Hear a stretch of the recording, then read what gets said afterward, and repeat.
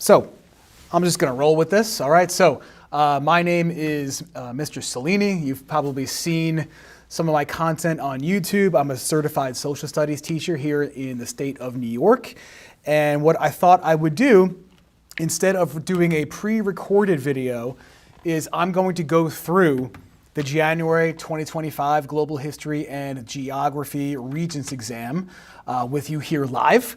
Okay, so I'm not expecting a huge turnout in terms of people in this, but by all means, if you have a question, every once in a while I will pause and take those questions. But let's just go ahead and get started, okay? So if you don't know, the Regents exam has 28 multiple choice questions. So what I plan on doing today, we'll see how it goes time-wise. I don't want to go too much over like an hour, but I will go through the 28 multiple choice questions, and maybe in the next time I do a live stream, I'll have to schedule that. But maybe we'll do the CRQ in a separate live stream, and then maybe work on some enduring issue stuff. But again, we'll see how far we get over the next hour or so. So I'm just going to go ahead and take a look at this. Pierre Engvall checking in. You can check out the Regents for yourself on the state website. Just Google Global History and Geography Regents, and you will be able to download every past Regents exam since basically I was in high school. But you're going to want to look for the January 2025 test. Okay, so what I thought I would do is go through the sources with you guys and discuss, yes, what the correct answers are, but also maybe go over why something might be incorrect. Okay, so let's take a look. We've got here a source from a textbook, it looks like, Modern East Asia, published in 2004. So the source information is not giving us much of a clue about what this is about, other than the fact that maybe it's going to be about East Asia. But we can get a sense of what the source is about when we just dig in here. So to see to it that the daimyo obeyed bakufu, meaning shogunate orders, the shogun had his own inspectors. He also kept the daimyo under surveillance by requiring them to spend alternate years in residence in Edo. Okay, so when we're talking about Japan in this World in 1750 unit, okay, the World in 1750 unit was probably the first big unit of the school year that you had, or that you completed, I should say. All right, this is a time period in which Japan, which had been like split up into multiple Japanese states, each controlled by a landlord called the daimyo. When Tokugawa Ieyasu takes over in the 1600s, he begins the process of trying to unify Japan and take full control over Japan, which is hard to do in a country that has, it's split across multiple islands, right? Japan is an archipelago, and there's lots of mountains on the Japanese islands. So it's going to be a hard thing to do. But daimyo, like I said, are those individual landlords. The shogun is the military commander who's basically in charge. During this time period of Japanese history, the emperor is largely a figurehead, kind of like maybe the King of England, we could say. So if you're the shogun and you want to have full control over the local landlords, one of the things that they tried to do is force the daimyo to spend some time in the capital city, right? It kind of goes back to this idea that if you want to make sure that people are not plotting a revolution against you, you want to keep them close to home. Okay, we also saw this in France when King Louis XIV was in charge, right? They had the Palace of Versailles constructed, and the nobility was living in the Palace of Versailles, right? And that allowed the French king to keep watch over these people, right? Keep them having a good time, having these big parties at the palace, right? And if they're living it up and enjoying life, they're not going to be plotting a revolution. So similar to what was going on in Japan. So again, the daimyo are the local landlords who used to have a lot of power in Japan, but now the shogun is looking to take power away from them and give himself more power. Okay, that's the idea of centralizing someone's authority. Sounds good, Mike. Hopefully you're studying hard and you're doing what you need to do to prepare. That's awesome. So this system of alternate attendance, also known as the Sankin Kotai system, forced the daimyo to spend large sums traveling back and forth with their retinues, meaning attendants like their assistants, and to maintain suitably elaborate residences in Edo. Right, so these rich people are now forced to spend large amounts of money going back and forth from their home off in the countryside and back and forth to the capital city. So again, if I'm forcing the rich people to spend their money, it's going to be hard for them to raise their own private armies and challenge my authority.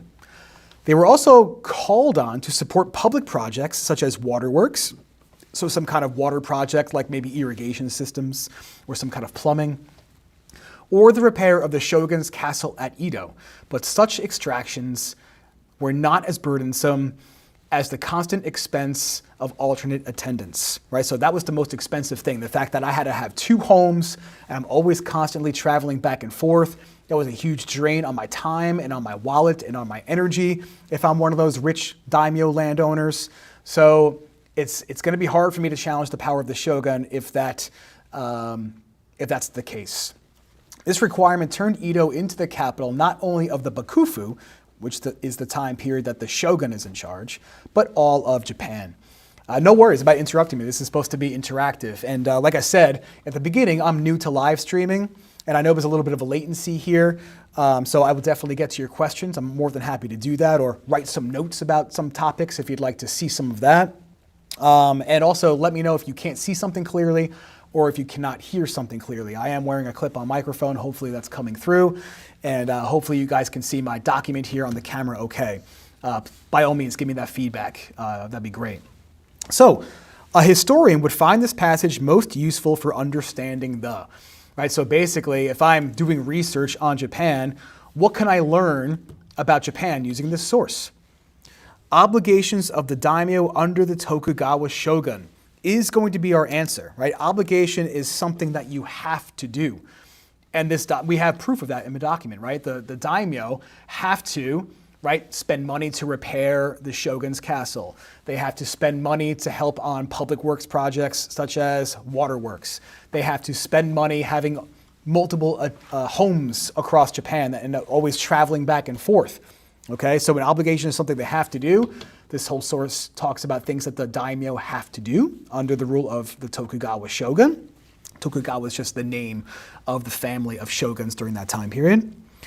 Okay, so let's go through the other answer choices though. It says number 2 here, design of public projects in the Tokugawa period. The source mentions nothing about the designs of the public projects, right? It doesn't talk about how they're built, what materials are used, how it's going to look. It's just talking about building those things, but not how they're designed. So I'm crossing off number 2. Inspections conducted by the daimyo during the Tokugawa period is like the exact opposite answer, right? The shogun is not being inspected by the daimyo. The daimyo are being inspected by the Tokugawa shogun, right? And when I say inspection, I mean like kept watch over, right? So the Tokugawa shogun is inspecting what the daimyo are doing when they're living in the capital city. So the Regents likes to do this. Sometimes they throw in like almost like an opposite answer choice, and that's number 3. So we're crossing that one off. And then number 4 here, it says foreign policy concerns of the Tokugawa shogun. Foreign policy is how a country deals with other countries. There's nothing in this source about Japan dealing with other countries. It's just talking about Japan itself on the inside. So the best answer for number 1 is choice 1. Again, guys, if you could let me know that you could see and hear everything okay, I would really, really appreciate that. But I'm going to move on to number 2. It says, which claim can best be supported by this passage? Meaning, which one of these things can I prove to be true using the reading, right? So I'm seeing a lot of reading comprehension on the Regents. Hopefully you've been practicing on your own and noticing that reading comprehension is a big part of this test. It's not always a situation in which you actually have to remember a fact. In this case, you don't really have to remember the facts here. So regulations established by the shogun limited the size of Edo. There's nothing in the source about saying, oh, the capital city can only be so big. So if there's nothing in the source about this, I cannot support this claim using the passage, right? If it's not in the source, don't pick it. Choice 2 says, the primary role of the daimyo was keeping the shogun under surveillance. Again, that's one of those opposite answers. The shogun is not being surveilled, meaning spied on. It's the daimyo that are being spied on or surveilled. Okay, so choice 2, we're going to cross that one off. Choice 3, service to the shogun often required personal sacrifice. It's a broad statement, right? It's a broad claim, but we have evidence to support that number 3 is the answer, right? Personal sacrifice means I have to spend money. I have to spend time away from my family. I'm always traveling, right? Those are personal sacrifices.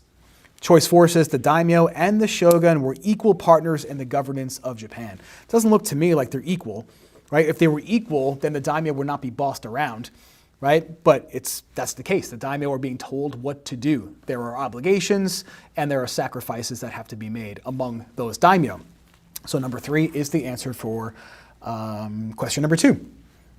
Okay, so let's move on. I'm going to move on to questions 3 and 4. All right, so questions 3 and 4, again, if I were to look at the source information, it's not going to tell me that much information. It just says Olivier Bernier, right? This is probably a French name, The World in 1800. So it's not telling me too much, so I'm just going to have to dig into the source and figure this thing out. I could get some hints based on the questions. I see the word Mogul here, but I believe that's how that word is pronounced. I've heard Mogul, Mughal. I'm going to go with Mogul, right? And the Moguls, if you don't remember them, this is the last dynasty of emperors that are in charge of India before the British start taking over. Okay, it's an empire known for using religious tolerance in order to make sure that Hindus and Muslims are kind of getting along. Okay, but India is a hard place to have effective control over. Much like Japan, geographic features often separate people from each other, right? And if your people are separated from each other, it's going to be difficult to have effective rule over them. So let's figure out what this source is about. Just zoom in a little bit here. Maybe that's easier for you guys to see. Again, feel free to give me some feedback on the audio and video quality. I would really appreciate that. India in the 18th century, okay, and if you don't know, the numbers are weird, right? When we see 18th century, it's the 1700s. So we're still in that world in 1750 unit. India was an empire ready to be conquered. This vast continent, so rich in resources of every kind, was divided into many states, colonized on the edges, and constantly torn by war. Okay, India is a place with, yes, a lot of resources. Cotton grows in abundance in India, right? Which is a reason why the British wanted control over India, because the British need cotton to make textiles in their factories around this time, right? So anyway, this is a place torn by war, torn apart by war. It's collapsing.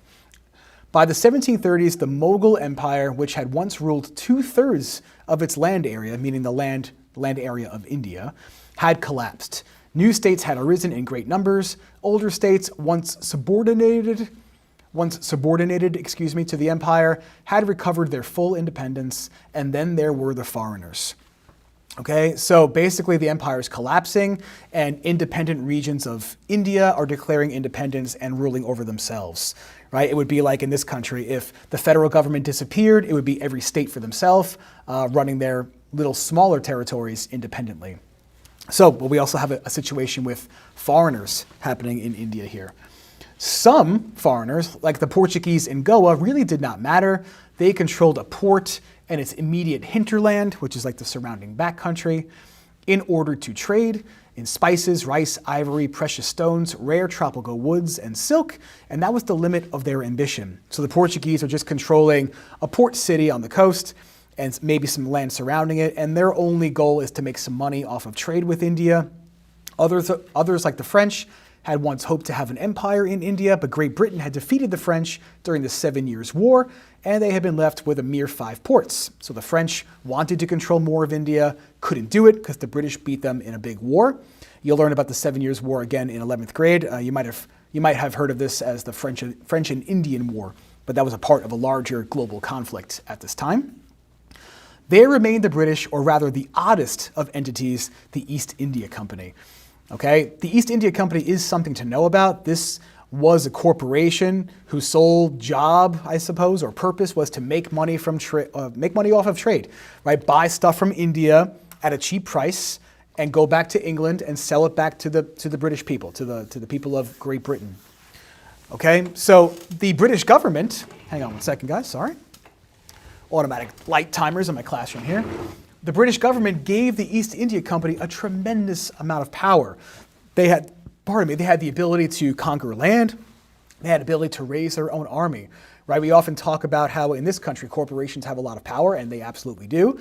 But imagine if like Apple had its own army of people, and Apple was going out and conquering lands in another part of the world solely in pursuit of making a profit, right? Some people might have a problem with that. But the East India Company did that. Right, to give you more backstory, the East India Company slowly took over bits and pieces of land in India as the Mughals were in decline. The East India Company actually raised an army of Indian soldiers. They were known as sepoys, right? And if you remember from class, hopefully in 1857, the sepoys had a rebellion, sometimes called the Sepoy Mutiny in India in 1857. And they were upset with increasing Western presence in India. But they were also upset because of remember learning about the rifle cartridges, how they were greased with either cow fat or pork fat, offending either Hindus or Muslims. And so that was like the last straw. And so this rebellion takes place. It gets crushed by the British, and then the British government takes direct control over India, right? So the British send their own people to govern India as if it was just a part of the British Empire, not just having this corporation own land in India anymore. All right, so that's some backstory for the East India Company's presence in India. Okay, so what impact did the situation described in this passage have on Mughal rule? So the situation of collapse of the Mughals and an increasing European presence. So take a look at choice 1 here. It says, Mughal political and economic authority became more centralized. Okay, we're not going to pick that one because if that was the case, we would not see Indian states declaring independence and governing themselves. Right? If the Mughals were more centralized, they would take power away from the locals and govern for themselves in like a capital city. Okay, but in this case, the Mughals are losing power, so they're becoming less centralized. So I'm crossing off choice number 1. Centralized rule is kind of a difficult concept for kids to grasp. I would maybe dig into that a little bit on your own if you don't understand it already. Foreign influence in India led to the Mughals' loss of territorial control is going to be our answer. Okay, so we see that in the second paragraph here, that as the foreigners are increasing their presence in India, the Mughals were losing control over territories. But let's take a look at the other answer choices as well. Right, number 3 here says the Mughals led successful resistance efforts against the French. Well, that's not going to be the case, right? Because the French were there. They controlled 5 port cities in the Mughal Empire, right? Even after losing that war to the British. So it doesn't seem to me that the Mughals successfully resisted them if they have 5 port cities. So I'm crossing off choice 3. And choice 4 here says competition between European countries brought increased stability to the Mughals. I'm not seeing increased stability anywhere in the source, right? The source is showing me that the Mughals are collapsing. That is not increased stability. So for all those reasons, choice 2 is our answer for question number 3. Okay? Again, guys, if you could let me know, I am definitely new to live streaming, so if you could give me some feedback on the quality of the video and the audio, I would really appreciate that. It's not going to be super high definition, unfortunately, but it should be clear enough to see and hopefully clear enough to hear. So if you could let me know, I would really appreciate that. Otherwise, we're not going to be learning anything today, right? So number 4. This passage could best be used by historians to address the. So what can I prove to be true using the source? Yet another way of saying the same thing that we saw in the last set of multiple choice questions. So choice number 1 says, peaceful coexistence between Hindus and Muslims. Well, there's nothing in the source about Hindus and Muslims. Okay? I can't prove that to be true using the source if it's not there. Choice 2 says, social effects of urbanization and industrialization in India. No evidence of urbanization or industrialization in the source. Okay, so if it's not in the source, I can't pick it. So I'm crossing off choice number 2. Choice 3 says, relationship between European migration and the spread of disease. Well, yes, Europeans are maybe migrating to India, but there's nothing in the source about disease. So I can't pick it. So even though number 4 might sound kind of vague and confusing, just by using the process of elimination, we get down to choice 4 for question number 4. So what does this mean, shifting balances of power? Well, the balance is shifting, right? It used to be that the Mughals were in charge. Now it's shifted to the Europeans being in charge, specifically the British. That's a shift in power and trade. Okay, so 4 for question 4. By all means, feel free to ask me questions about anything you'd like to talk about. I'm going over January 2025, but if you have a question about anything specific, please let me know. And if you guys can, again, let me know if you could see or hear the stream well, I'd really, really appreciate that. Because again, I'm more of a person that likes to do pre-recorded content, but time is short for me these days. So I'm giving the live stream thing a shot, and hopefully people can go back later and watch and listen and learn. Okay, so next we've got a graphic novel. Increasingly, the Regents is using these graphic novels as sources. I wouldn't call these primary sources by any means, but we do get a little bit of a clue about what the source is about on the bottom here. Always check out your sourcing information. This says the saga of Toussaint Louverture and the birth of Haiti. Okay, so Toussaint Louverture is an individual that is associated with the Haitian Revolution. Let's talk about Haiti a little bit. Okay, Haiti at the time of their revolution was a French colony. Okay, and the French as well as other Europeans were very much interested in islands in the Caribbean to grow sugar on sugar plantations using African slave labor. Okay, that's like the historical circumstances for that revolution. And Toussaint Louverture leads a slave uprising against the French, and eventually, even though I believe Toussaint Louverture died before Haiti became independent, Haiti became an independent republic in, I want to say 1804, the early 1800s. Okay, so I have a feeling that that's what this source is about. So let's take a look. This one's a little bit hard to read. Let me see if I can zoom in a little bit more so you guys can see that better. Again, feel free to give me some feedback on the quality of the video and the audio. I'd really appreciate that. So by 1790, Toussaint was known and respected by black and white throughout the countryside. He had started to gray at the temples, so he's getting a little bit older, getting some gray hair. I totally feel that. And had settled down to a quiet family life when the Great Slave Revolt was launched. Okay, slave revolt, right? Revolt implies revolution. I see angry people holding weapons, so probably not a peaceful revolution. This guy looks like he just got hit with something. Okay, so not like a Gandhi type of uprising, right? Gandhi was all about nonviolent protests. This is a violent protest. Not to be overlooked is the fact that thousands of miles away in the mother country of France, because the French owned Haiti at this point, the revolution was in full swing and words like liberty, freedom, and justice were heard every day in conversation. So basically the French Revolution is happening at the same time as the Haitian Revolution, right? You get cultural diffusion across the Atlantic Ocean. People are hearing about Enlightenment ideas from people like John Locke, right? Good person to know, John Locke, right? John Locke basically has these ideas that this idea, I should say, that people are born with natural rights, things like life, liberty, and property, right? And no one should be able to take those rights away from you. And if a government tries to take those rights away from you, you have the right to overthrow that government. Okay, so if the Haitian people hear this, right, and they say, "Wait, we're slaves. We're not treated fairly. We're not given our right to liberty here," that's going to inspire them to have a revolution, just like it did in France, just like it did in South America among people like Simón Bolívar. The slaves too heard these conversations and the words liberty, freedom, and justice. Okay, so basically the people of Haiti were inspired by, yes, the Enlightenment, but also the French Revolution. So let's take a look at question number 5 here. Question number 5 says, what influenced the actions of the Haitian people in this cartoon?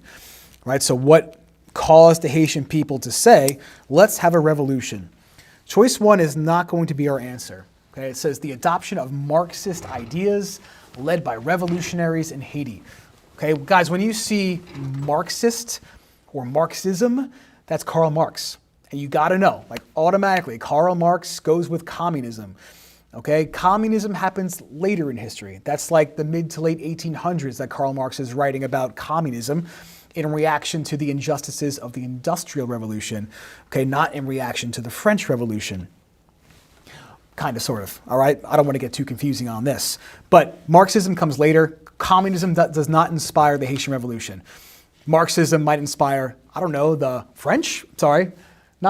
Russian Revolution, and maybe the Chinese communist uprising led by Mao Zedong, but communism does not inspire the Haitian people.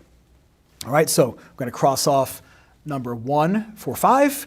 Let's move on to choice 2. Someone just told me, Violet, yes, choice 2 is going to be our answer. The spread of Enlightenment ideas to Haiti, right? The Enlightenment ideas inspire the French Revolution. They inspire the Haitian Revolution, okay? The Haitian people were not inspired by the rebellions in the Spanish colonies because the rebellions in the Spanish colonies happened after the fact. Okay, the Haitian Revolution starts in the late 1700s. The rebellions in the Spanish colonies, they don't start until the early 19th century, so the early 1800s. Okay, and then for number 4 here, the weakening of the Catholic Church in Latin America. It's not really relevant to the discussion here, right? The influence of the Catholic Church really doesn't make a difference when it comes to the Haitian Revolution. All right, so for a lot of reasons, choice 2 is our answer. Again, guys, if you could do me a favor, I know I keep saying this, if you could let me know whether or not you can see this thing clearly or hear this thing clearly, I'd really appreciate that. I am very new to live streaming, and I want to make sure that people can go back and watch this later and learn something along the way. Because I'm sure a lot of people are doing like geometry extra help right now, right? Because tomorrow's the geometry Regents. I'm sure a lot of you might be taking that test. So number 6 here. What was a major result of the situation depicted in the cartoon, right? The Regents loves cause and effect, right? Question number 5 is about causes, like what led to the Haitian people having an uprising? What's an effect or result or consequence? Those are all synonyms for effect. All right, so choice 1 is going to be our answer. Toussaint Louverture led a revolution to win independence for the people of Haiti. All right, so the cartoon leads to Haitians getting their independence. Let's look at the other answer choices though, because we can learn a lot and discuss a lot of history from going through the ones that are wrong too, right? Number 2 says Napoleon formed an alliance with Toussaint Louverture to jointly rule Haiti. Definitely not. Okay, when the Haitian Revolution happens, Napoleon tries to get Haiti back. The French send troops over to Haiti to try to recover what was lost, and were not successful. And Haiti ultimately becomes independent. There's no way that Napoleon and Toussaint Louverture are going to be working together. Plus, I think Toussaint Louverture was probably not alive anymore when Napoleon was in power. That's getting very specific. But again, there's no cooperation here. Napoleon's pissed that Toussaint is taking over here. The French monarchy granted rights to Haiti without any blood being shed. That's not going to be the case because blood is being shed, right? This is a violent uprising, so I'm going to cross off choice 3. Number 4 here says the French whites in Haiti formed a new government that abolished slavery. The abolition of slavery does come later on, but not in Haiti itself. Okay, that comes way, way later. Okay, the immediate major result is that Haiti becomes independent. Once they become independent, they abolish slavery, but the white people in Haiti are not looking to abolish slavery. They want to keep slavery going because they're benefiting from slavery. Okay, so I'm crossing off choice 4 for question number 6. Let's move on to number 7. All right, let me zoom out a little bit because this image is a little bit large. Let me just take a look at the chat really quick. Sounds good, Mike. Hopefully you do very well on the Regents. No algebra 2. That's great. Math is not my strong suit, hence becoming a social studies teacher. All right, so these are tricky. What we have here is a map without a title, okay? But if you take a look closely, and again, it might be hard, it's probably not coming through very well on camera here, but we have a map key indicating Prussia. Okay, the dark gray is Prussia before the 7 Weeks' War, 1866. Okay, so Prussia doesn't exist anymore as a country, but this is a part of Western Europe where German people lived. So people who spoke the German language, had a German culture, and there was a guy from Prussia named Otto von Bismarck who basically made this argument that all German people should live in one country because that would be better for the German people. Right? They would be stronger as a group if they worked together. Right? And Otto von Bismarck proposes using blood and iron to unite all the people of Western Europe that are German. So if any of these little independent kingdoms, states, whatever you want to call them, if they are mostly dominated by German people, Otto von Bismarck wants to conquer them and bring them into his Prussian rule, I guess you could say, or take over those places and rule over them, right? So that all German people are connected together. Right? So this idea of uniting people of a common culture, because that's going to make that culture stronger, corresponds with nationalism as a concept. That's a loaded term. There's a lot of things that go along with nationalism. Right? Nationalism means pride in your country. Yes, or pride in your group, because sometimes groups that have a lot of pride actually don't have their own country. So if you have a lot of pride in your group, you want to see your group be strong. You want to see your group be independent. How can you get strong? Unite all the people that are similar. Okay, it does come with some negative side effects though, right? Because sometimes in the process of uniting all the German people, let's say, maybe there are minority groups in some of these territories that get conquered by Otto von Bismarck, and they might no longer feel welcome, right? They might become like a persecuted minority, right? Which leads us to like maybe the anti-Semitism experienced in Germany in the years before World War II. But let's talk about the other answer choices. Okay, number 1 says universal suffrage. Universal suffrage means everyone has the right to vote. People did not have the right to vote in this situation. Okay, Otto von Bismarck's not going to let the German states vote for whether or not they're going to join up with him. Remember, he uses blood and iron to achieve his goal. I don't see isolationism here because I see one place annexing, meaning taking over another, right? So the places are interacting. If there's interaction, we're not going to see isolationism. And choice 3 says emancipation of serfs. Serfs are a social class of people going back to the Middle Ages that did the hard work on the lord's estate. Okay, that has nothing to do with Otto von Bismarck conquering these places and uniting German people together. So nationalism is our best answer for number 7. How is everyone doing? Anyone have any questions about anything? Want me to elaborate on any of the things that we've talked about so far? I'm definitely willing to take questions as long as they're kind of relevant to the stuff that we're learning about. Don't mind me, I'm in my classroom and it's on an automatic light timer, so it's going to happen every once in a while. Anybody have any questions so far? All right, Gerard with Sydney, I really appreciate the feedback. Thanks so much for that. All right, so I'm just going to keep going then. So now we've got a hint here. Let me just zoom in a little bit on the document camera here.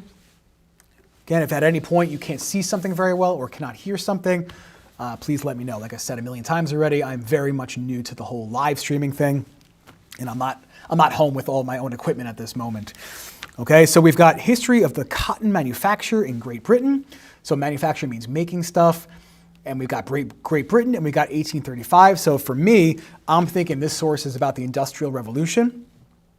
Hey, Violet, yes, I'm going to do another live stream or 2 before the Regents, and I will spend an entire live stream just focused on the Enduring Issues essay from January 2025. Okay, so stay tuned for that because, yeah, the Enduring Issues essay is very difficult. What I would recommend, sorry to go off on a tangent for those that want to go over this right now, I do have a couple of videos on how to write the Enduring Issues essay.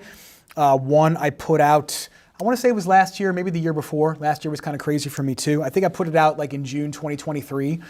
It's very comprehensive. I go through the entire process of reading the documents, taking notes, how to select an enduring issue, how to write the essay itself. So check out my channel. I've got playlists on multiple choice questions, CRQ, right? That's the short answer section, and the Enduring Issues essay. Okay, but like I said, I will do another live stream before the Regents to go over this Enduring Issues essay, but please check out my other videos.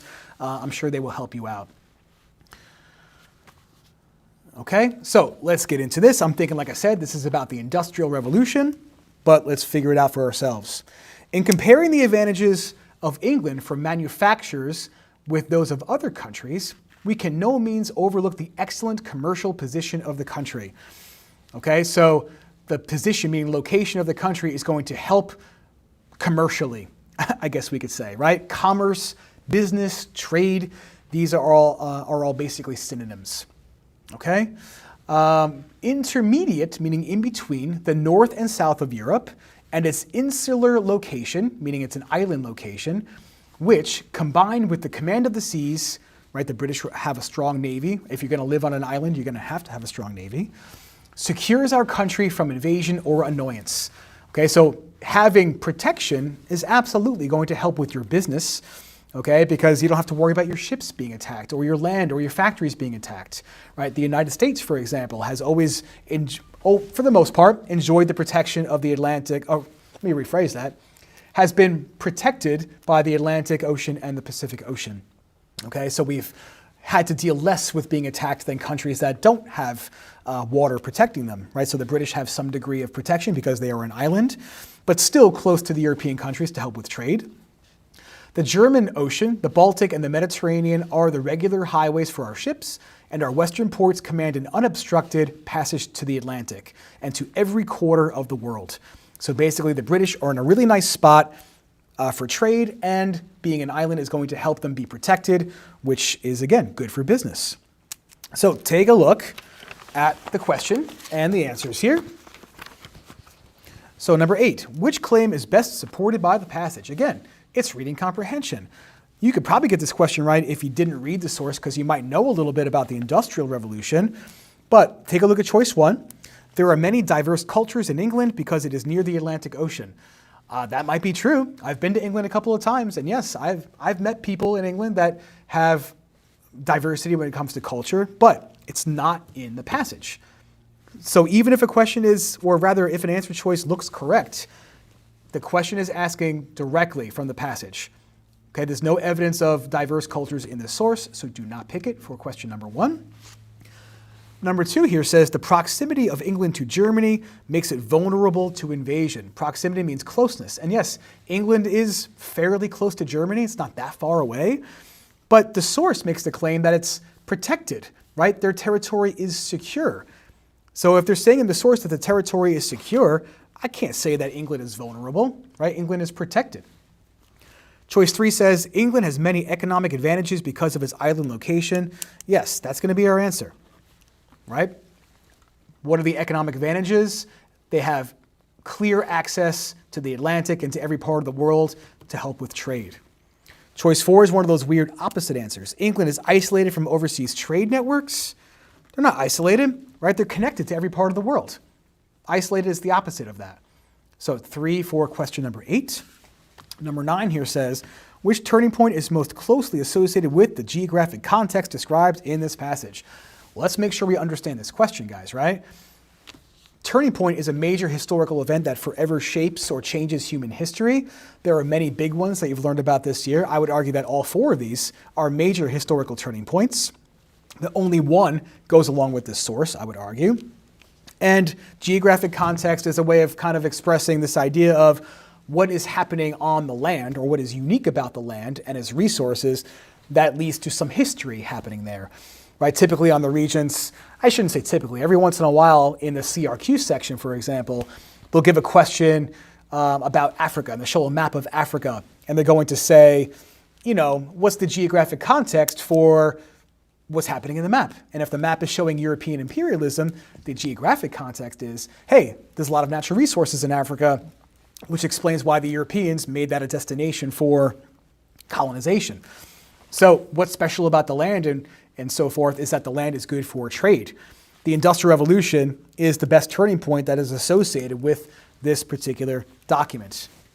Yeah, Mike, exactly, right? So number 1, Industrial Revolution.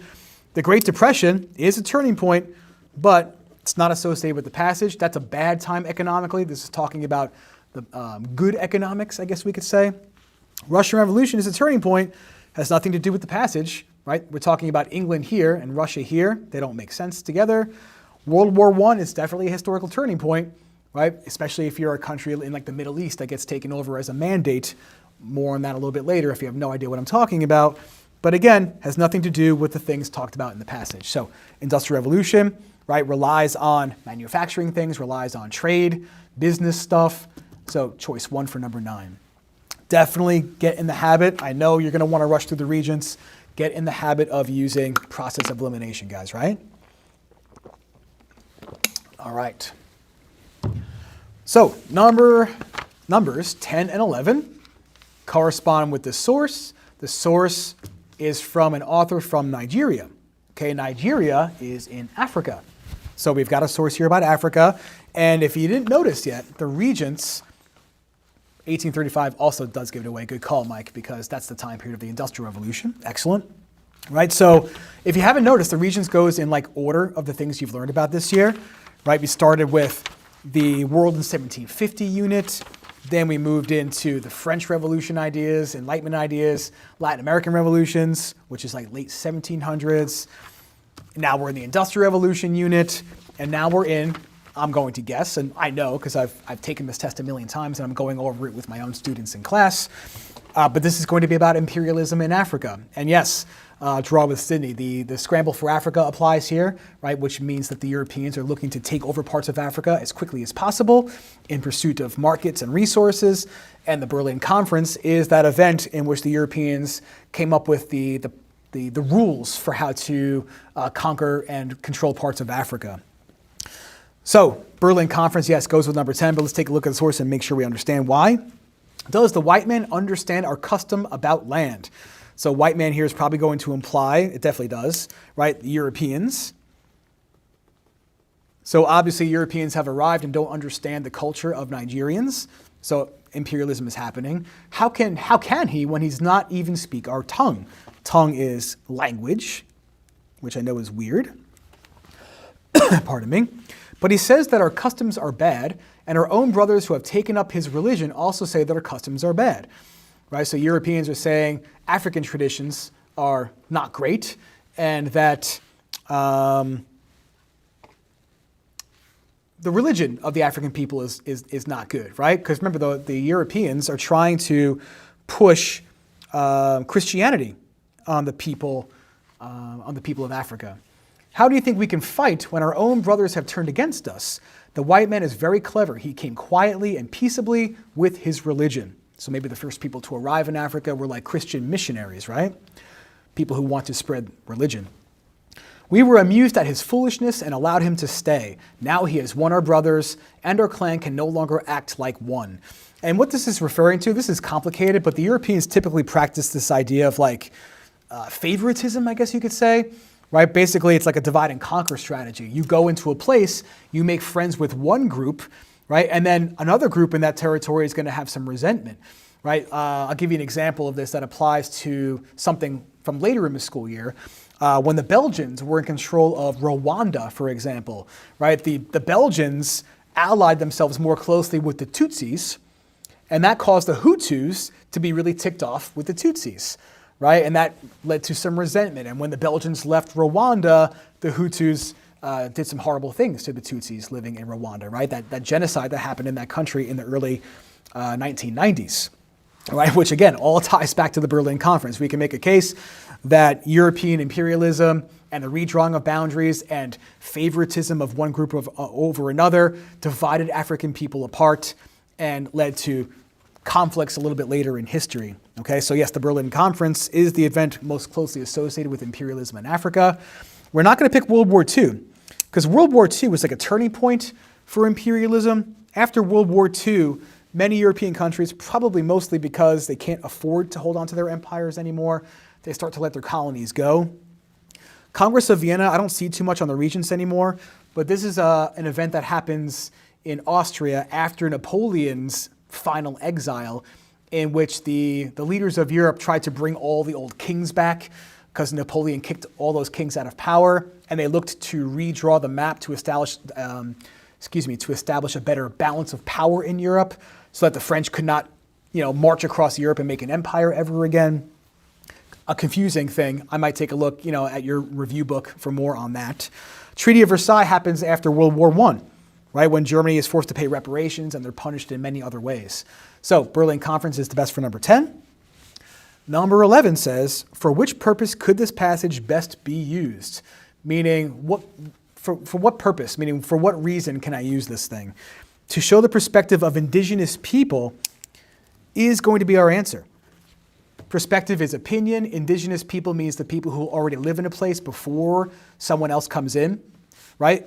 This is a person from Nigeria discussing his point of view, aka perspective of imperialism. So number 1's our answer, but look at choice 2. To provide a primary source of information to explain events during the Cold War. Well, it's a primary source, but it's not about the Cold War.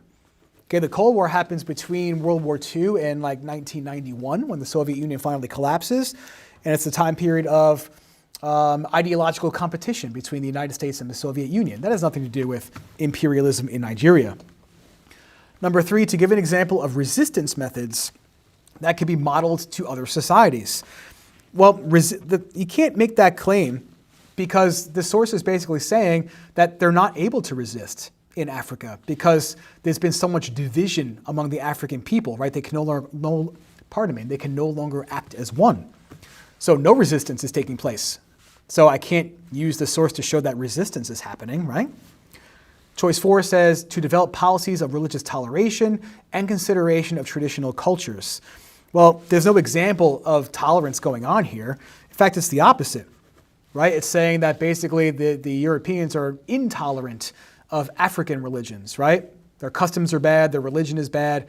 They're trying to push Christianity on people. Pushing a religion on someone is not an example of tolerance. So I can't use this source to illustrate or develop policies of toleration. Therefore, number 1 is our best answer. Kind of a tough one. How's everyone doing? Anyone have any questions, comments, concerns? Does everything still look okay? Can we hear everything okay? I probably will take a break in a couple of minutes, but we are going to keep plowing through. We're almost halfway done. Hopefully you guys are finding this helpful. Please let me know if you are. So this one, this in my opinion is pretty tricky. Okay, we've got here a political cartoon from 1912. Okay, 1912, it's just before World War I breaks out. World War I is 1914 to 1918. And let's take a look at the cartoon and see if we can make some sense of what's going on here. So we've got here Serbia.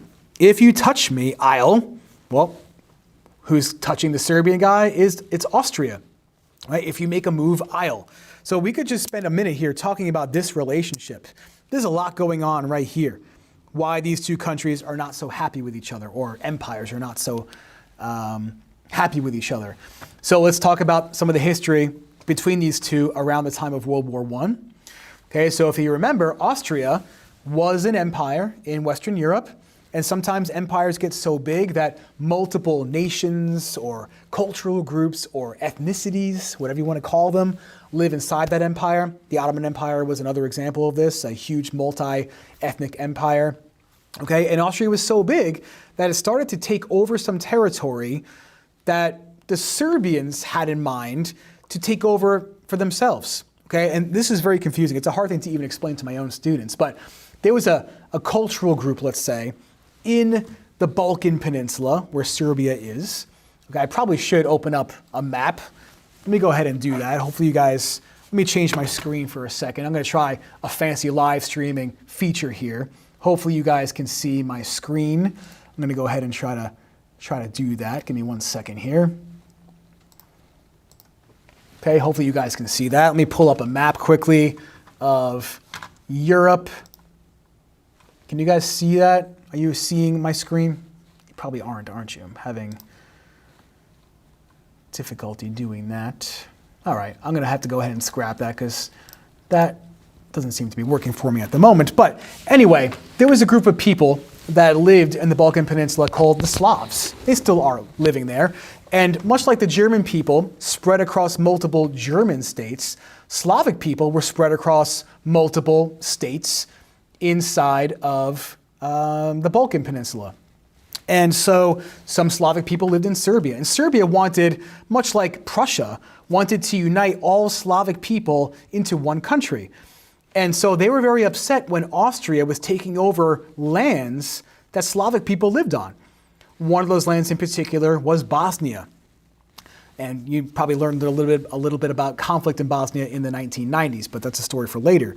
So anyway, the Serbians were upset with Austria for taking over lands owned by Slavic people.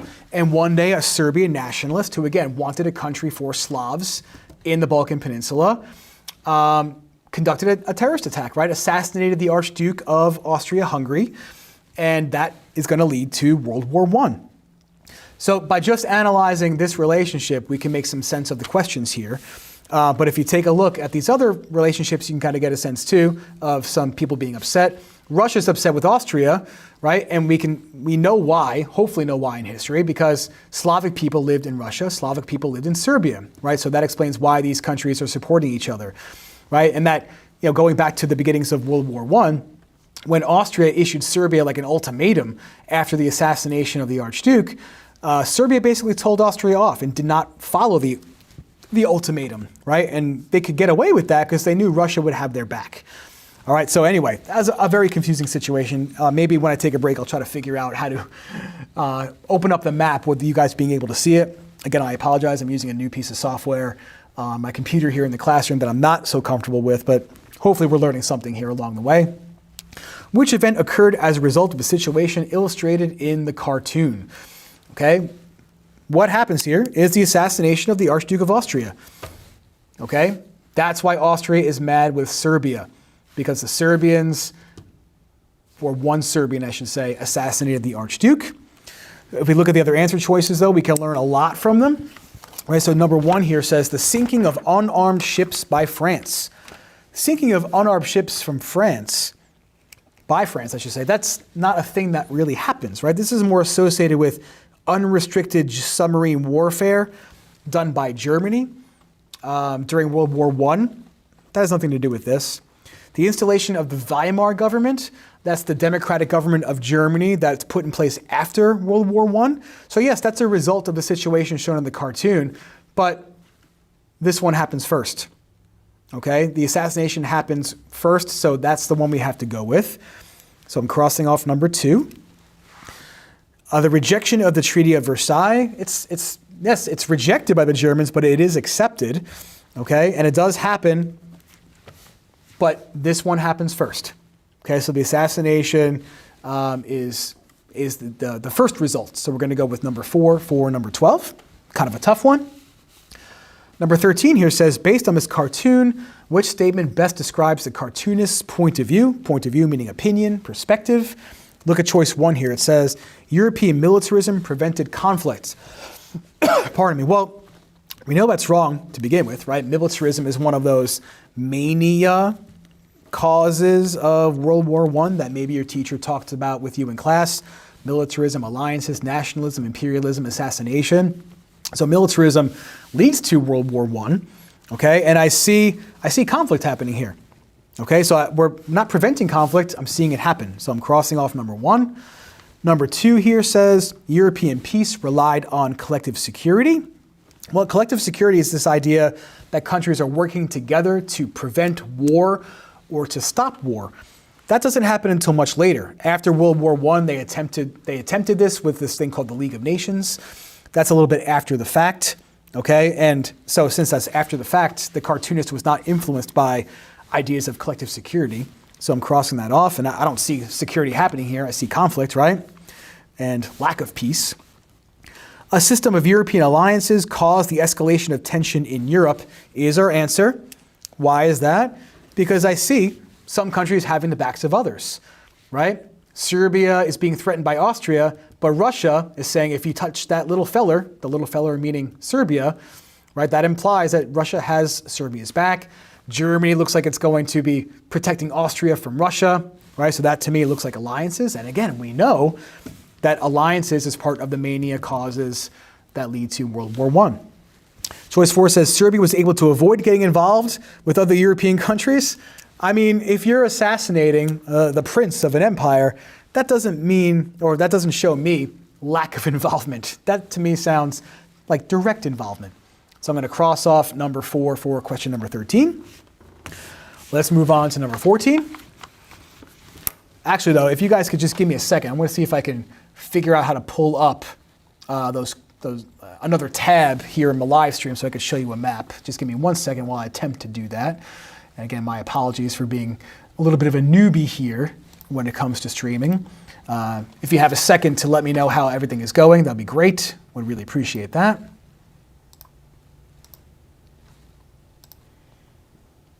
Okay, looks like that's working, which is great.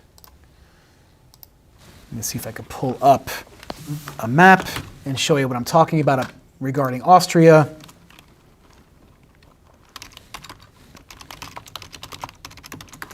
I think that would be very, very helpful.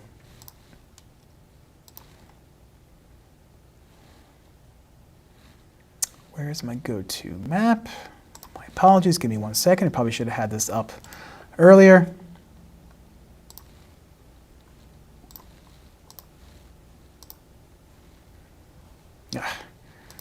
Bing, am I right? Oh well, I'll leave that alone. I don't want to divert too much from what's going on here. Otherwise, I'm going to lose everyone's attention. But anyway, yeah, I'm having issues. I'm using Microsoft Edge as my browser, and Google Docs is being weird. And again, I'm not that proficient with this live streaming software because I'm not using my stuff at home. But anyway, we can move on. Feel free to take a look at a map of Europe prior to World War I. Like just Google map of Europe 1914, and you'll see how big Austria is and how there are so many different groups living within it, right? And those groups wanted self-determination. They wanted to rule over themselves without the interference of Austria. And since some of those groups were very small, sometimes very passionate, very angry, small groups rely on terrorism to achieve their goals. And we saw that with, again, the assassination of the Archduke. Anyway, next. We're now up to after World War I and before World War II, the interwar period. Okay, a time period associated with the rise of fascism, the rise of the Nazis, the Great Depression, hyperinflation in Germany, the League of Nations there to try to keep peace, but failing, which leads us to this, right? I see the doormat. A doormat is something that's constantly being stepped on by somebody else. So the League of Nations is being stepped on by Japan.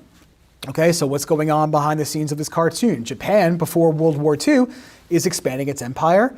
It's gone to war with China to take over lands that are rich in coal, because remember, Japan, ever since the Meiji Restoration period, is looking to acquire natural resources to feed its ever-growing industrialization. Okay, and so when they start doing that, the League of Nations, all they really had the power to do, because they really couldn't enforce anything. They didn't have their own military. All they're basically doing is waving the finger at Japan, like, hey, bad Japan, like reprimanding them for their actions. But it couldn't stand up to Japan, right? So the League of Nations is just this doormat, always getting stepped on. Same thing with Italy. Italy invades Ethiopia. League of Nations does nothing. It's a doormat. Germany is invading the Sudetenland and Austria. League of Nations unable to do anything. So which situation is considered a cause of the events depicted in this cartoon? So what led to the League of Nations being this doormat? We can't pick choice one because the German invasion of Poland happens after, right? The question is asking what is a cause? This is maybe an effect or something that happens after the cartoon, not a cause of the cartoon. The policy of self-determination stated by the League of Nations, well, they did state that policy. After World War I, they did grant some parts of the world the right to self-determination. For example, they did give Slavic people the country they were wanting in the Balkan Peninsula, right? This thing called Yugoslavia that no longer exists. But again, that happens after World War I, not before. It's asking about what happens before the cartoon, right? So the failure of secret treaties created after World War I. Secret treaties were created before World War I. Has nothing to do with the cartoon. The answer is number 4 here, the League of Nations' inability to control aggressor nations, right? It could not control Japan when Japan starts invading its neighbors. So number 4 is the answer for number 14. Kind of a tough one. Number 15, which claim about the League is best supported by this cartoon? It's gonna be number 1. It allowed Japan to invade Manchuria, which is a northern part of China, without any form of retaliation. It couldn't retaliate, right? The League of Nations does not have its own troops. It could not enforce its decisions, right? It might say, hey, countries of the world, you should all stop trading with Japan. It couldn't make anybody stop trading with Japan. It didn't have its own military. It lacked the support of the United States, right? Despite Woodrow Wilson basically coming up with the idea, the US Congress did not ratify this decision, I guess we could say. So the League of Nations is not something that the US is going to do. But anyway, number 2 here says it supported Japan's invasion of Manchuria. No, they're not going to support aggression. They're going to not like aggression, but they can't do anything about it. It attacked Japan. League of Nations can't attack Japan. Doesn't have its own military. Number 4 here says it failed to include Great Britain in the original charter.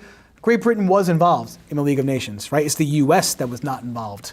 So number 1 is the best answer for number 15. All right, guys, I'm just going to take a very quick break. Just going to run and grab some more water. I'll be back in 2 seconds. Again, I'm a newbie at the live streaming thing. I'm just going to leave a note here. I'm just taking a quick break. Just bear with me 1 second while I do that. Actually, I probably can't do that. I'm just going to keep going. Forget the break. Forget the break. We don't need a break, right? Should probably practice live streaming a little bit more. But again, hopefully we're learning something. That's the ultimate goal here. I'm much better at shooting and then editing a little bit later, but we're doing the best we can. All right. This cartoon, Dr. Seuss gets famous during World War II. That's where he gets his start, right? These are Dr. Seuss looking figures that you might see in one of his books. It does say Dr. Seuss. You got it, no break, you got it. And so this cartoon in particular has come up on the Regents many times, but they often change the questions and the answers associated with it, right? But if you were to take a look in the middle here, it says the appeaser, and we should talk about that word, right? Appeasement is this idea that you're going to give in to the demands of some kind of aggressive person. And so the British and the French will practice appeasement in the years before World War II, right? They do not want to get involved in another world war. They're still recovering from World War I. So they figure if we just let Hitler have what he wants, eventually he won't want any more, right? Remember, one more lollipop and then you all go home. I'll give you this lollipop, but you got to promise to leave, right? And this cartoon kind of implies, and Dr. Seuss is very much anti-appeasement, and it implies that appeasement doesn't work, right? If you keep giving in to a bully, the bully's going to keep going after you.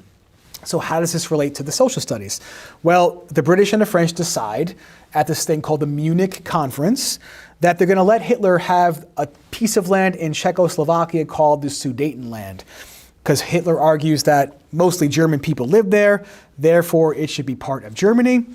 And the British and the French go, fine, Hitler, you can take this, but you better promise that you're not going to take over anymore. Of course, we know Hitler, Dr. Seuss, I know, it is wild. Of course, Hitler does not keep that promise, right? He will later take over all of Czechoslovakia. He will obviously invade Poland, which triggers World War II, and he invades and takes over Austria. So appeasement is an epic flop of a policy. I see why the British and the French wanted to do this, but standing up to a bully is probably the way to go. So what led most directly to the situation depicted in this cartoon? What led to the British and the French pursuing a policy of appeasement? It is choice one, the reluctance of Europeans to get drawn into another war. If I'm reluctant, it means I'm hesitant. I don't want to do it. So they figure if they just let Hitler have what he wants, he'll just back down. There's no way that the international community has support for German militarism. German militarism scared the world.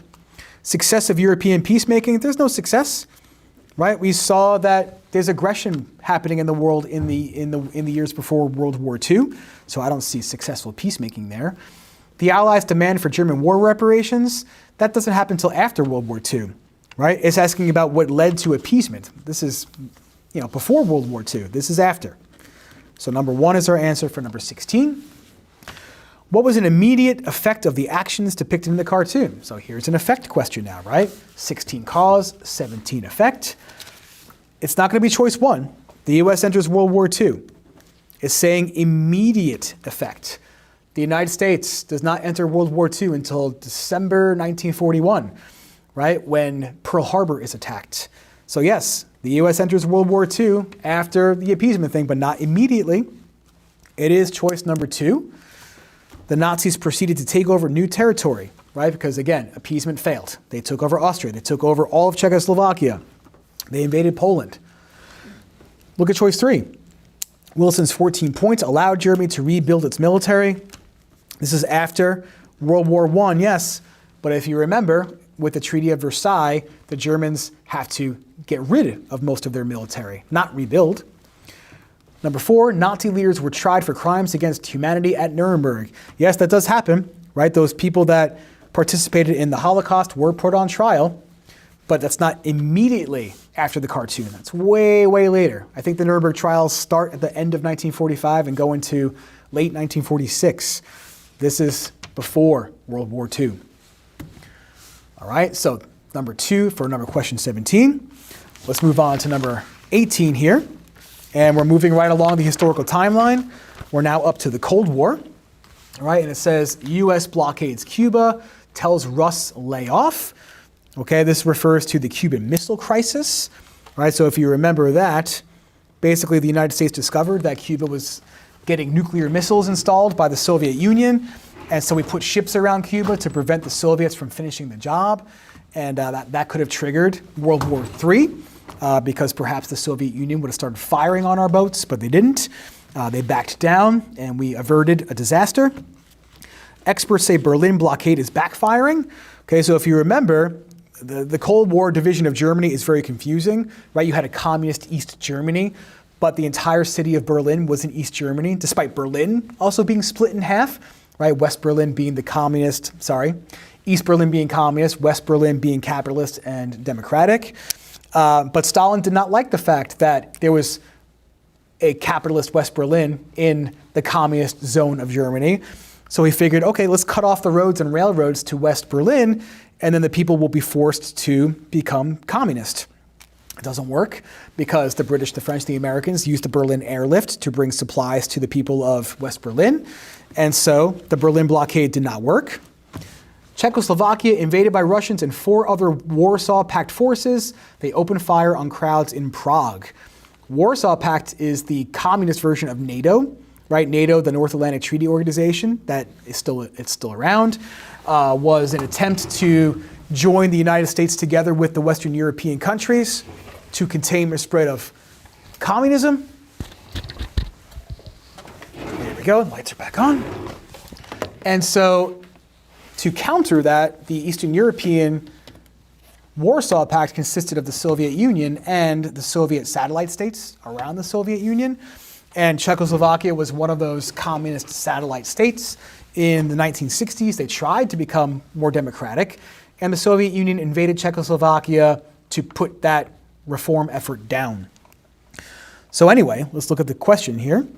What generalization about the Cold War is best supported? It prevented outbreaks of violence? Definitely not, right? When we see protesters being fired on, that's violence. So I'm not seeing prevention. It led to direct military conflict between the US and the Soviet Union. Can't pick that one, okay? Because there was no direct conflict between the US and the Soviet Union. Direct military conflict means us and them were shooting at each other. That doesn't happen, right? The Cold War is about indirect conflict, right? Think of like the Vietnam situation. We support the South Vietnamese, they supported the North Vietnamese. We supported South Korea, they supported North Korea. That's indirect conflict, right? So choice 2 is not going to be the answer. Number 3 is the answer. It impacted various countries and regions throughout the world. This is Latin America, this is Western Europe, and Czechoslovakia, also Western Europe. That's multiple regions, multiple countries. So yes, choice 3 is the answer. Choice 4 is wrong. It required intervention by the UN. The UN does not get involved in Cold War conflicts.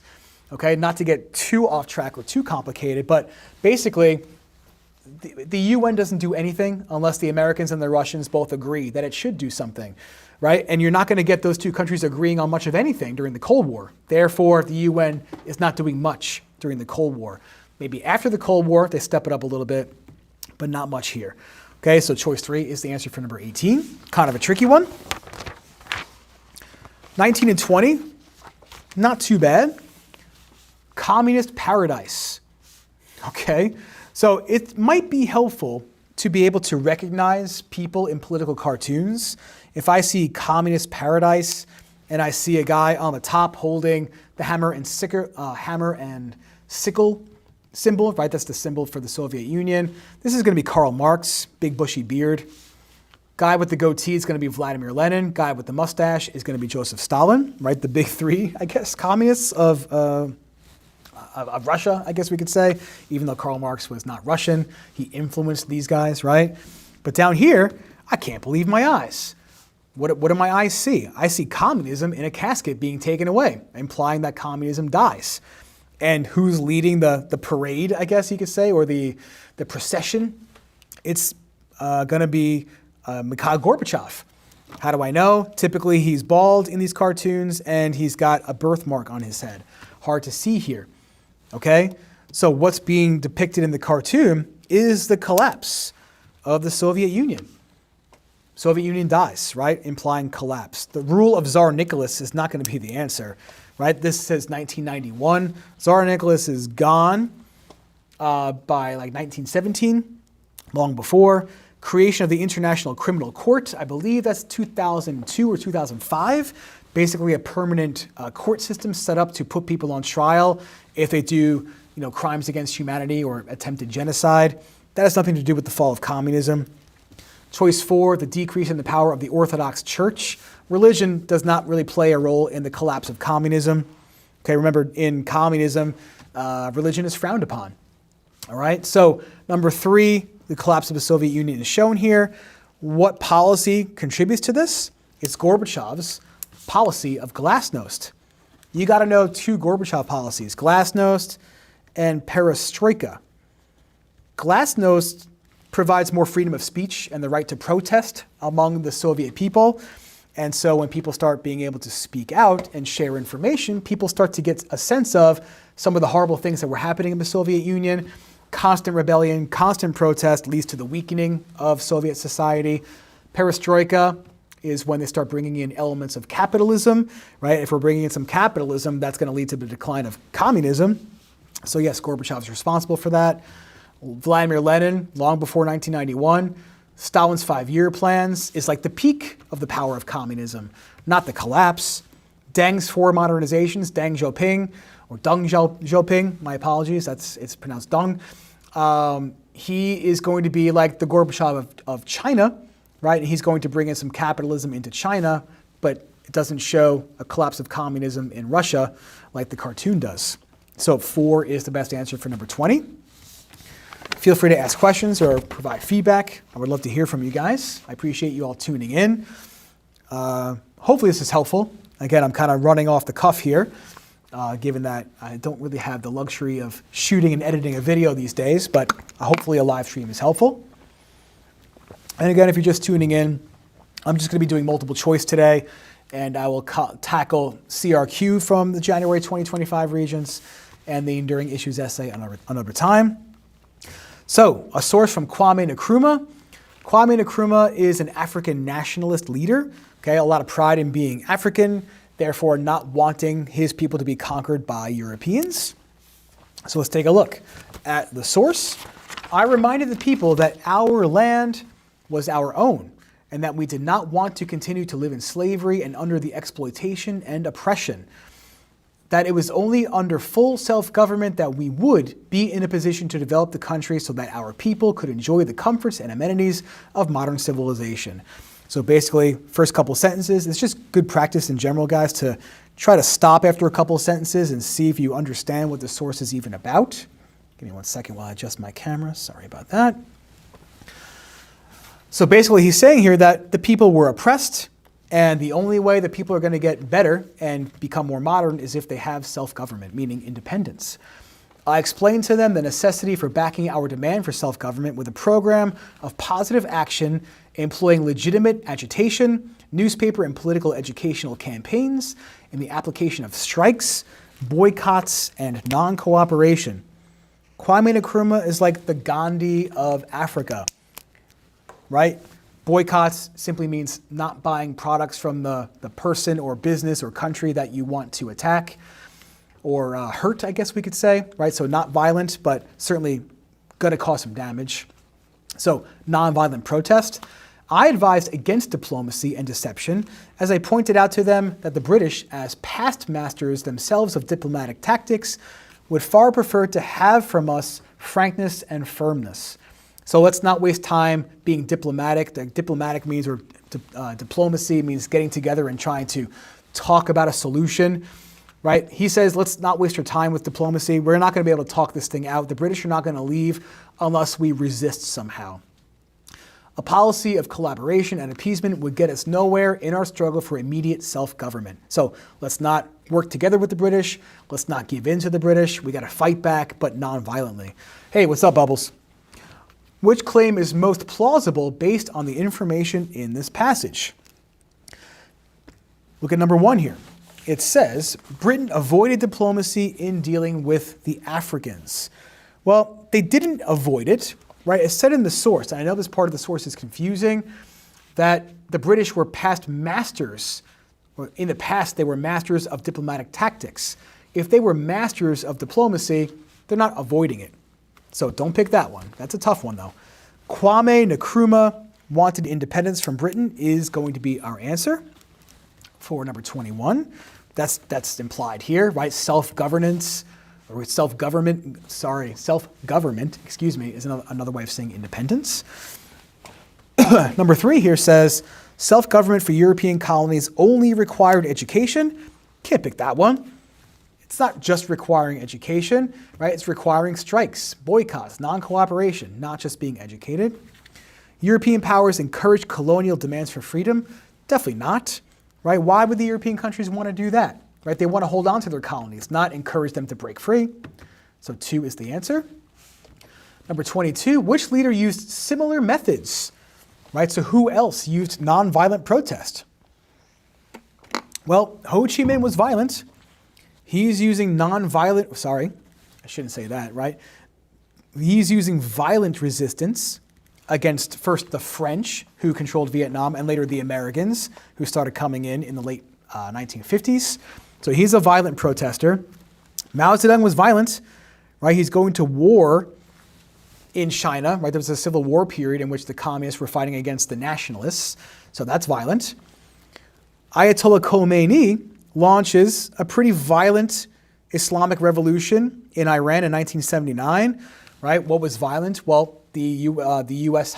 Embassy building was taken hostage, and Americans were taken hostage for 444 days. That's pretty violent to me, right? So Mohandas Gandhi is the best example of using nonviolent tactics, right? Same thing. Gandhi uses boycotts, right? He tells the Indian people, hey, don't buy stuff from the British, make it yourself. Don't cooperate with them. Don't pay their taxes, because if they're hurting, if they're hurting economically, they're going to leave. So Gandhi, Kwame Nkrumah, Nelson Mandela, similar figures. Let's move on. Anybody have any questions? All right. We got a few more. I'm losing steam, but I'm just going to push forward and get to the end of this so that all the multiple choice from this Regents are in one video. So we've got a source here, the origins of Hindu-Muslim conflict in South Asia. South Asia is probably focused on India. Okay, that's what the source is about. And you should remember that after World War II, India becomes independent, but it's also partitioned, right? You're going to get an India and a Pakistan. An India for the Hindus and a Pakistan for the Muslims, okay? Because it was determined that, or rather, maybe not determined, but people thought at the time that perhaps the two groups could not live peacefully together and that they'd be better off being separated. So let's take a look. Give me 1 second just to get a sip of water here. All right. India's partition and the conflict over Kashmir, which is a region in northern India where the two sides still fight over today. In fact, there's been conflict very recently between India and Pakistan over the control of Kashmir, a place with a majority Muslim population ruled by a Hindu, were driven by local interests and philosophy, including the two-nation theory, which held that the Muslims of British India should be granted their own country of Pakistan. According to Muhammad Ali Jinnah, the founder of Pakistan, Hindus and Muslims belong to two different religious philosophies, social customs, and literary traditions. So the guy who wanted Pakistan to be a country in the first place says Hindus and Muslims are very different.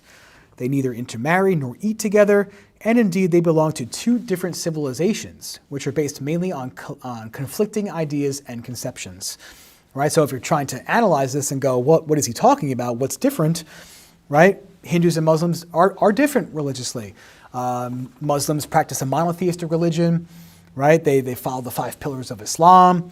Hinduism is a polytheistic religion, depending on how you interpret the religion, but the easiest way to express it is, yes, polytheism.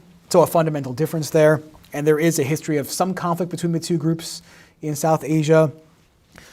This view of Hindus and Muslims belonging to two different civilizations is problematic for many modern thinkers who seek in the British Raj, okay, when I say British Raj, that's the time period where the British are in control over India.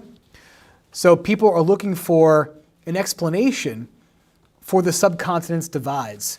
Was the divide, the different social customs, the philosophies that Jinnah referred to, the result of a colonial plot? Or is there a deeper civilizational divide? This is tough, right? It's kind of going back to what I said before about the colonizers, the Europeans, pursuing a divide and conquer strategy, right? So typically what happened in India was that the British had a closer relationship with Hindus, which leads to the Muslims distrusting the Hindus and causing further divides. They also had, I believe, in certain elections, Hindus could only vote for Hindus and Muslims could only vote for Muslims in certain in certain elections. So that, again, increases this divide between the two groups. So, again, it's this debate. Could these groups live together, or is it the British that made them hate each other so much that they had to separate from each other? That's the question here, which is very confusing. So which claim about the need to create Pakistan is best supported by the passage? So even if you didn't know or understand the source, you should know why Pakistan was created in the first place, right? It's basically this idea that the cultures are unique and cannot live together, right? The cultural identity of Muslims is unique and separate from that of the Hindus. That's going to be the answer for number 23. Look at choice 1, though. It says, concerns about the loss of shared Muslim and Hindu traditions needs to be considered.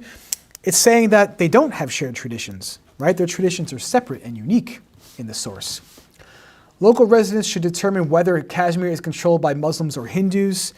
That's not a reason for why Pakistan was created in the first place, right? It might be a piece of information or a claim about what should we do about Kashmir and who should it belong to, but that's not a reason for why Pakistan was created. Muslims and Hindus could not live in harmony without colonial assistance. Well, that's a confusing answer choice. But again, the source is basically saying that the colonials, meaning the British, are not keeping people in harmony, right? The colonial British are causing distrust, causing conflict, not causing peace. So I can't say that harmony was assisted by the British presence, I guess we could say, right? In fact, it's leading to the opposite. So choice 3 is our best answer here. But again, even if that is hard to understand, remember that the division between the religions leads to the creation of India and Pakistan as separate places. This one's a little bit easier. Based on the passage, some modern thinkers believed the continuing tensions between Hindus and Muslims on the Indian subcontinent. Subcontinent, guys, means like area of land like underneath the rest of the big part of Asia, okay, were caused by the policies of the Raj, right? The source says that maybe the hatred between the two groups is the result of the British creating those divisions, okay? So the policies of the British may have led to tensions between Hindus and Muslims. Look at choice 1. It says secular beliefs of India's leaders. It's not in the source, so I can't pick it, okay? Philosophies of Buddhist monks. There's nothing here about Buddhism. It's talking about Hindus and Muslims. Social customs in Hindu temples, again, not going to be in the source. What is in the source? It's talking about the British Raj, right? So Raj, and again, debating whether or not the British messed things up between Hindus and Muslims, okay? Tough one, but I think easier than 23. Let's move on to 25 and 26. We got 4 more. How's everyone doing? We doing okay? Anyone have any questions, concerns, comments? There goes my automatic lights again. How distracting. Give me 1 second. I'll get that back. All right. Whew. You guys finding this helpful? Hopefully, yes. You can always go back and rewatch it. So, Ataturk's reforms. Let's talk about Kemal Ataturk. Okay, Kemal Ataturk is the person who creates modern Turkey. Okay, the Ottoman Empire will collapse after World War I. A lot of Ottoman territories get gobbled up by the British and the French. And the Turkish people themselves fight very hard in the early 1920s in this War of Independence to make sure that the French and the British don't take over Turkey itself. So when that happens, Ataturk says, I got to get more modern. I got to get Western. I got to get industrial to make my country strong, right? He's thinking like a nationalist here, because if his country is strong, then they will not be taken over by the British. Okay, so he passes all these changes. He bans traditional Turkish clothing. He brings in rights for women. He allows for democracy. What else? Industrialization. All happen under Ataturk's leadership, just like it does in Japan under Meiji. That's a common comparison on the regents. But it says here, The new Turkish constitution, based on the principle of national sovereignty, okay, sovereignty is like another way of saying independence. So the Turks want to have independence and some modern laws. Adopted in April 1924, the new order now had its legal frame. So the new government now has its own laws. Confusing language, right? In November 1925, Western headgear was officially adopted. Headgear is hats. Western is stuff from Western Europe or the US. Okay, so they're not going to wear Turkish clothes anymore. They're going to wear more European-style clothing. The religious orders and their premises were banned during the same month, so reducing the influence of Islam. Most Turks are Muslims, but he's not going to allow Muslims to have a lot of influence in society anymore. In December 1925, a new law established the Western calendar and time system, which were to be effective as of January 1926. So we're not going to use the Islamic calendar. They're going to use the European calendar, which is what we use here in America. A new civil code, code is laws, inspired by the Swiss code. Switzerland is in Western Europe, so again, bringing in Western ideas, was enacted in February, transforming the legal basis of marriage, family, and property. In April 1928, Article 2 of the Constitution stipulated that Islam was the official religion of the Turkish state, was annulled. To annul means to cancel.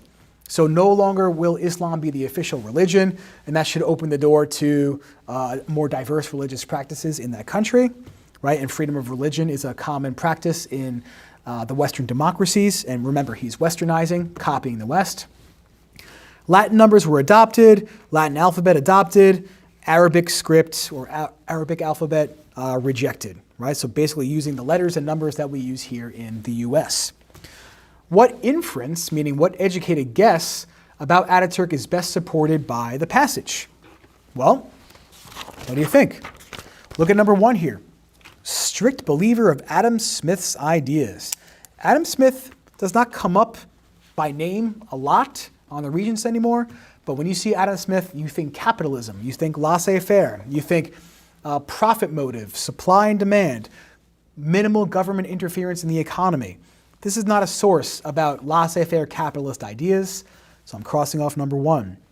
Westernization is the answer, right? He literally says he's going to copy the Swiss law code. Switzerland is in Western Europe. He's going to use the Western calendar, right? Westernization is simply the idea of copying the West. Does he oppose secularization? No. To oppose goes against. Hang on one second, sorry. Secularization is becoming non-religious. And when he gets rid of Islamic religious orders and gets rid of their buildings, that's like supporting secularization. Okay, so one of those opposite answers, I guess we could say. He based his ideas on the concepts of Sharia law. Definitely not. Okay, Sharia law is the body of law associated with Islam, and he's saying he's replacing Islamic law with Swiss law. Okay, so again, not embracing Sharia law. He's being more Western. So 2 for 25. 26, the policies being described in this passage are a result of the. Let's talk about all these events. The Iranian Revolution is 1979, and that is when the Ayatollah Khomeini replaces the Shah. Okay, the Shah was trying to modernize and westernize Iran, and many religious conservatives opposed that and led a revolution against it. So I wouldn't say that the policies described in the passage are a result of the Iranian Revolution. Iran and Turkey are separate places. Okay, so 26 is not going to be choice number 1. Fall of the Ottoman Empire is your answer, right? The Ottomans fell apart, which convinces the Turks that their country is not strong anymore. It has to do some things to get up to date with the rest of the world, because what they did in the past was perceived as not working. So that's why they start making all these changes. Ottoman Empire falls. Turks go, oh man, we got to make things better, more modern, so let's start doing it. Moguls is India, has nothing to do with Ottomans or the Turks, so I'm crossing it off. Mandate system following World War II. The mandate system follows World War I, where Ottoman territories, some, but not all, are taken over by the British or the French. Okay, but the policies are not a result of the mandate system following World War II, because the mandate system did not follow World War II. So we cross that off. That's tough. That answer choice is going to throw some people off, because you might associate Ottoman Empire and mandates. But the best answer here is the Ottomans. Okay, when they fell, they have to make changes. Okay, next, 2 more to go. Almost there. All right, a cartoon. A little bit of a break from the reading. I love it when there's a break from the reading, but sometimes the readings are easier because sometimes political cartoons are tough to interpret. UN Peacekeeping, published in 1995. Okay, so just to give you some circumstances here. The United Nations struggles a bit in the 1990s. Okay, the UN, its major decisions are controlled by this thing called the Security Council, and the permanent member countries of the Security Council are the winners of World War II. So think China, think Russia, think United States, Britain, France. So basically, like I said before, if one of those countries decides that the UN should not get involved in something, the UN does not get involved, right? And a lot of times in the modern world, the US and China oppose each other on major issues, or the US and Russia oppose each other on major issues. And if that's the case, the UN is not going to take action, right? Think about the Russian invasion of Ukraine. Shouldn't the UN be getting involved, right? Because that's the whole point of the UN, is to keep world peace. Well, that means that decision would come to a vote, and you could bet that the Russians would vote that down, right? Because why would the Russians vote for the UN to stop Russia from invading Ukraine? The point is, like the cartoon is making here, that peacekeeping with the UN is sometimes broken due to the way that the UN is organized. So which statement best describes the cartoonist's point of view? It's going to be that the peacekeeping system is broken. So choice 1 for number 27. People are not safe because of peacekeeping efforts. I can't come to that conclusion, right? The string is broken. Pull cord for service, the cord is broken. Doesn't seem that that's going to keep people safe if it's broken, right? Walls are the most effective UN peacekeeping tool. I don't know. I don't think we can come to that conclusion based on this. It doesn't seem like, the wall is keeping peace. It just seems to be that people are being kept out of something, not that it's resolving any kind of conflict. That's confusing, though, because there is a wall in the picture, right? United Nations peacekeeping efforts are supported by many people. Well, I can't come to that conclusion just based on this picture. I can't tell if these people are supporting the UN or protesting the UN. It looks like they're trying to go to the UN for help, but not having success, right? And if I'm not seeing results, I might not support that thing anymore. I might criticize that thing. So again, the system is broken because the cord is ripped out of the door. And there are many examples in the 1990s of the UN being unsuccessful. Probably most infamously is the genocide that happened in Bosnia in the early 1990s. The UN was powerless to do anything about it. And so NATO had to get involved to bomb the Serbians to force them out of Bosnia. Right? So again, the UN couldn't get the job done. It couldn't stop the war in Bosnia. So again, their peacekeeping efforts sometimes do not work. Last one, guys. Anybody still with me? 11 of you guys watching? Let me know if this is helpful. I really would appreciate it if you would let me know that this is doing you guys some good, because that's what it's all about, right? So, social media, destroyer or creator, right? You all know social media. We live in a social media world. These are things like your Snapchats, your Instagram, right? Old people like me are still using Facebook. Original OG social media, MySpace. I think MySpace.com still exists, right? That was like one of the first things people used. Twitter, now X, there's Threads, there's so many things I don't even know of, right? These are websites or apps powered by the internet that enable communication between people. And when people are really easily able to communicate, that leads to the coordination of many events, right? I can go on Facebook and I can set up an event page and get a whole bunch of people to know about some kind of an event, right? So social media does have the power of coordinating things and communicating with people. So let's take a look at the source here. In December, Ghonim, who has since moved to Silicon Valley, which is California, it's in California, posted a TED Talk about what went wrong. It is worth watching and begins like this. I once said, if you want to liberate a society, meaning give people freedom, all you need is the internet. I was wrong. I said those words back in 2011 when a Facebook page I anonymously created helped spark the Egyptian revolution. So a guy made a Facebook page and used it to get a revolution going in Egypt. The Arab Spring revealed social media's greatest potential, but it also exposed its greatest shortcoming. The same tool that united us to topple dictators, meaning take dictators down, eventually tore us apart. Okay, so the Arab Spring, that began, man, that was like my first year of teaching, like late 2010. A bunch of countries in the Middle East used the internet to coordinate protests and rebellion efforts against their dictators. And it had some success. Countries like Tunisia did become democratic, but in most cases, it just led to the rise of new dictatorships that repressed the freedoms of people.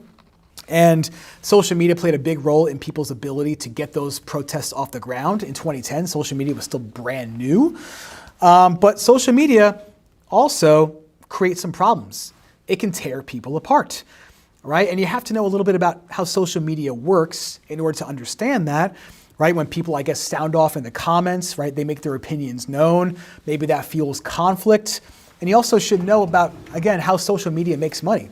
Websites or apps like Facebook, X, they make money by selling ads, right? And what they have to do is get you to look at the screen for a while so that they know that you're seeing that ad.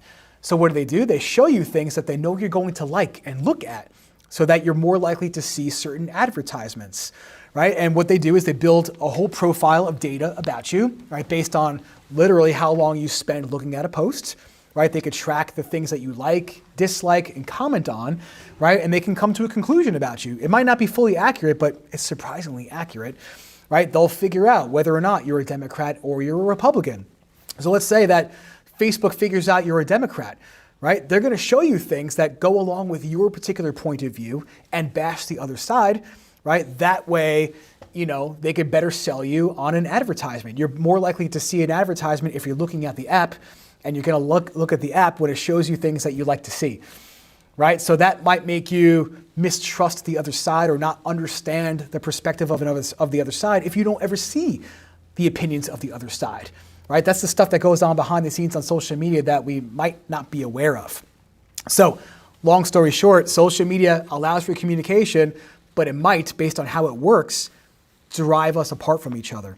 So what claim about the internet, right? The internet is the technology that social media operates on, right? A lot of my students just call it Wi-Fi, but you can get on the internet without Wi-Fi. We used to have these old school things called wires in the back of our desktop computers, or maybe even used a telephone to get on the internet, but I'm dating myself now. So what claim about the internet is best supported by the article? It is going to be number 4. It can be used to promote different political ideologies. Ideology is a collection of ideas about, in this case, politics, right? So maybe Democrat ideas, Republican ideas, right? It can be used to promote differences. And if promoting differences is a thing, sometimes people get very emotional about such things, right? It can maybe drive people apart from each other if we're always just focusing on the differences between us and not the things that make us the same. Because, you know, humans have a lot in common with each other. It's not all just about politics, right? Number 1, cannot be correct. Traditional communication could be like snail mail, right? Putting a letter in the mailbox. The internet is not slower than the mailbox. Choice 2, it's only favored by young urban individuals. No, I can't come to that conclusion based on this source, and I could tell you, right, I'm not exactly young or urban. I live in suburbia, and I'm in my 40s, and I'm on the internet all the time. So it's not just favored by the young. It's always an accurate source of information. No way, guys. Right? The internet is full of AI-generated memes and pictures and videos and misinformation and disinformation. Fake news stuff is running rampant on social media. It's a very dangerous thing. And that also causes a lot of hatred and division between us, right? But again, I don't mean to preach here. Just have an open mind when you're looking at the internet and understand that maybe there's another side to a story that you're not seeing. But anyway, that is our multiple choice, 1 through 28. Does anybody have any questions about any of this content? Otherwise, I'm going to wrap this up for today, and I'll give it some thought about when I'm going to be back to cover the CRQ and the essay. But that's about all I have in me for today. I did a full teaching day. My voice is getting a little bit hoarse, as you could probably hear. But hopefully you guys found this helpful. Are there any last minute questions about any topics that you might want to talk about at this point? Let me know.